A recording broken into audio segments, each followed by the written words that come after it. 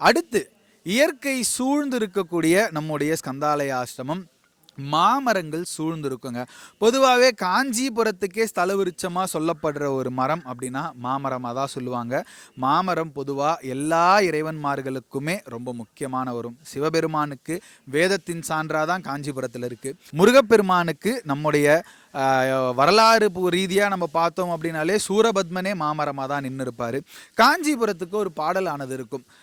மூறு முகங்கள் போற்றி முகம் பொழில் கருணை போற்றி ஏவரும் துதிக்க நின்ற ஈர் ஆறு தோலே போற்றி காஞ்சி மாவடி வைக்கும் செவ்வேல் மலரடி போற்றி அன்னால் சேவலும் மயிலும் போற்றி திருக்கைவேல் போற்றி போற்றின்னு சொல்லிட்டு அப்படி காஞ்சிபுரத்தில் காஞ்சி மாவடிக்கு கீழே விற்றிருக்கக்கூடிய ஆறுமுகம் கொண்ட முருகப்பெருமான் பரவலாக நம்ம எல்லாருக்கும் தெரிந்த பாடல். அந்த ஒரு தாற்பயத்தின் பேரில் தான் இப்படி மாமரங்கள் சூழ்ந்து இருக்கக்கூடிய நம்முடைய ஸ்கந்தாலய ஆசிரமத்தில் முருகப்பெருமான் 6 முகம் கொண்டு இங்கே நம்ம பிரதிஷ்டையானது